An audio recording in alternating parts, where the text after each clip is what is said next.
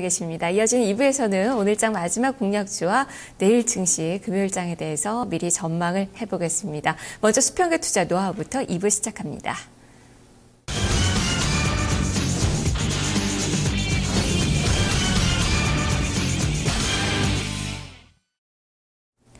수급 주체들의 평균 단가를 활용해서 전략을 세워보는 시간입니다. 신현식 전문가입니다. 전문가님 안녕하세요.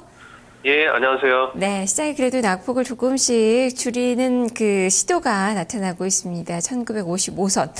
다만 외국인 투자가들은 매도세가 계속 이어지고 있는데요. 지금 현물 시장에서 외국인 투자가들 2,675억 원가량의 매도 물량이 출회가 되고 있습니다. 자, 어떤 종목을 사고 팔고 있는 건지 평균 단가 외국인 쪽부터 살펴주시죠.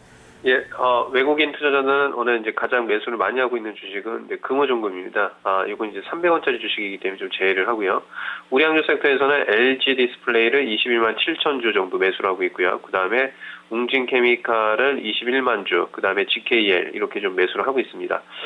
오늘 오전 11시 구간대에서는 매수를 가장 많이 했던 그 웅진 케미칼이 가장 많이 했고요. LG 디스플레이 및 웅진 케미칼을 좀 보도록 하겠습니다. LG 디스플레이 같은 경우에는 21만 7천 주 정도 좀 매수를 하고 있고요. 메리츠와 CS 창구를 이용해서 좀 매수가 좀 들어오고 있다라고 좀 보여지고요. 평균 단가는 제가 봤을 적에는 오늘 이제 3만 1,400원대 좀 매수가 좀 들어오고 있다 이렇게 좀 보여집니다.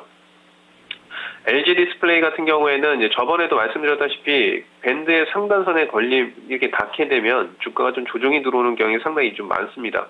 그리고 추세 자체가 지금 이제 단기적으로 좀 꺾여 있고요. 3만 1,000원대를 이탈하게 되면 얘는 3만 원까지 좀 밀릴 수 있기 때문에 3만 1,000원대를 지지하는지 여부가 상당히 좀 중요합니다. 종가상의 이탈 시 매도하셔야 되고요. 만약에 이탈하지 않는다고 하더라도 반등폭은 제가 볼 때 크지 않을 것으로 보여집니다. 한 3만 2,000원까지는 좀 반등이 좀 나오지 않을까라고 좀 보여지고요.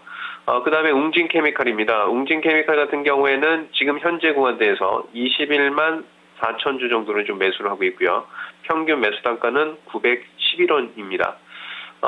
CS 창구에서의 매수가 좀 들어오고 있죠. 이렇게 1,000원짜리 미만의 주식에 외국인이 들어온다라고 하면 이건 거의 검은 머리 외국인일 가능성이 높다 이렇게 보시면 됩니다. 뭐 장기 투자를 한다거나 그런 게 아니고요.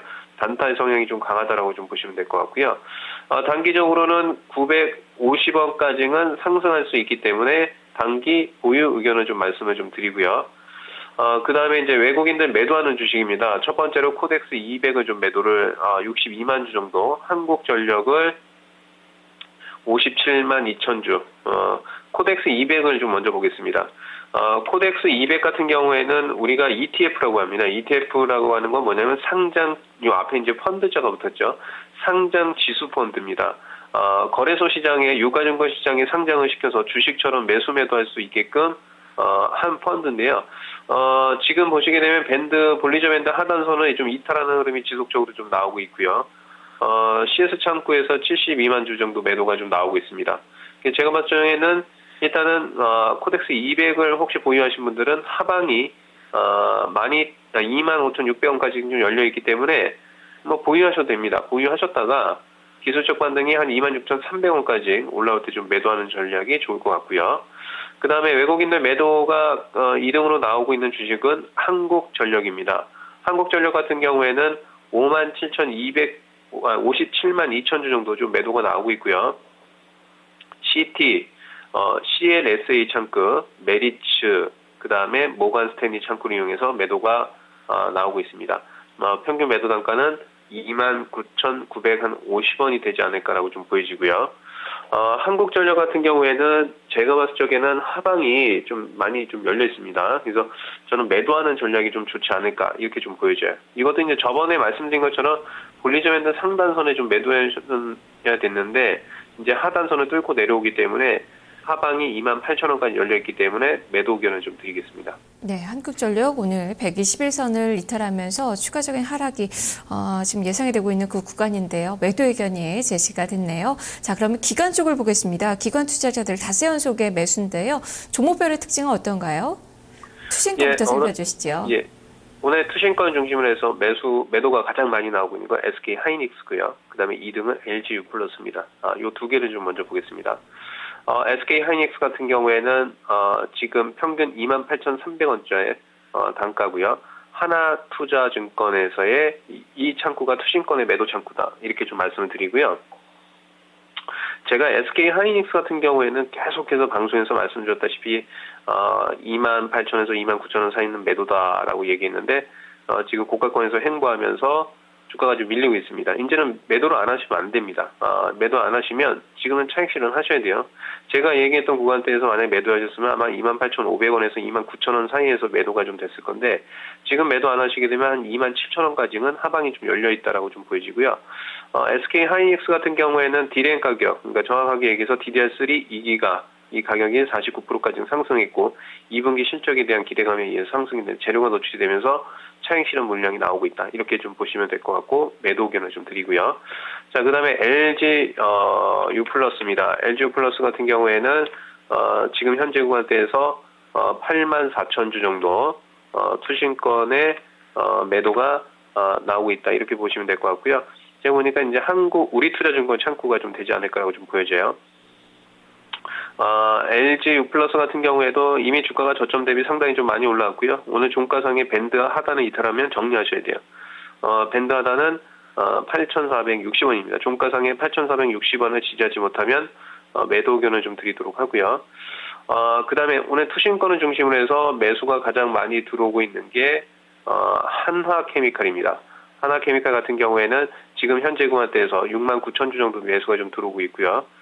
평균 단가는 26,000원 정도 되고요. 삼성창구에서 이 매수가 좀 들어오고 있습니다. 하나케미칼 같은 경우에는 제가 봤을 적에는 이제 태양광에 의해서 움직이기보다는 중국의 경기 부양에 대한 화학재 상승에 따른 상승이다 이렇게 좀 보여지고요. 단기적으로 보유하시는 전략입니다. 21,400원까지는 보유하셔도 뭐 큰 문제는 없다 이렇게 좀 보여지고요. 그 다음에 뭐 이렇게 좀 말씀을 좀 드리겠습니다. 네, 하나케미칼은 보유 의견을 그리고 SK 하이닉스는 매도 의견이 제시가 됐네요. 자, 좀 빨리 가봐야 될 것 같습니다. 연기금 쪽에 매매 동향도 살펴주시죠. 예, 연기금은 오늘 이제 143,000주 한일이가를 좀 매수를 했고요. 그 다음에 메리츠 화재를 매수를 했습니다. 연기금 같은 경우에는 오늘 이제 한일이가 같은 경우에는 뭐 횡령을 했기 때문에 자본금의 한 60% 가까이 횡령을 했기 때문에 요거는 이제 상장 폐지 사유가 좀 발생이 됐기 때문에 이거는 매매를 안 하시는 게 좋을 것 같고요. 메리츠 화재 같은 경우에는 이제 지금 현재 구간대에서 92,000주 정도 좀 매수가 좀 들어오고 있습니다. 메리츠 화재 같은 경우에는 평균 단가가 12,700원 정도 되고요. 현대창구에서의 매수가 좀 들어오고 있고요. 단기적으로 13,100원까지는 보유하셔도 될 것 같습니다. 자, 그 다음에 이제 매도 상위에서는 이제 아시아나항공인데요. 아시아나항공은 18만 주 정도 좀 매도가 좀 나오고 있고요. SK 하이닉스는 12만 7천 주 정도 매도가 나오고 있습니다. 근데 뭐 아까 말씀드렸다시피 SK 하이닉스에 대한 부분은 매도 의견을 뭐 말씀을 드렸고요. 지금 현재 구간대에서 28,300원대 우리 투자 창구를 이용해서의 연기금의 매도가 나오고 있다. 뭐 이렇게 좀 보시면 될 것 같고 매도 의견입니다. 예, 자 이렇게 종목들 이야기 다 들어봤는데요. 그렇다면 시장에 대한 전략은 어떻게 세워봐야 될까요? 지금 현재 1950전대 초반까지 내려앉은 시장인데요. 예, 제가 이제 코스닥을 좀 먼저 보겠습니다. 제가 이제 코스닥을 1차 고점이 548이다라고 좀 말씀을 좀 드렸던 것 같고, 그 다음에 2차 고점이 555포인트 이상권에서는 매도다라고 얘기했죠. 근데 이제 지금 보면 제가 얘기했던 지수의 변곡 자리가 정확하게 맞아 떨어지고 있습니다. 지금 구간대에서는 코스닥이 좀 밀리고 있긴 한데 어디까지 밀릴 것이냐? 저는 말씀드렸다시피 코스닥은 539포인트를 이탈하게 되면 밀릴 수 있다라고 좀 보여지고요. 지금부터 코스닥은 차익 실현 전략이 좋을 것 같습니다. 단기적으로 코스닥의 변곡은 532포인트, 그때 코스닥 주식을 매매하실 분은 그때 사시는 전략이 좋을 것 같고요. 코스피 시장 같은 경우에는 지속적으로 이제 1980에서 1950포인트 사이에서의 매수다라고 얘기했는데요. 오늘 볼리저 밴드 하단을 좀 이탈하면서 주가가 좀 밀릴 것 같아요. 근데 이제 제가 봤을 땐 그래요. 하방이 정확하게 얘기하면 1932포인트까지 열려 있습니다.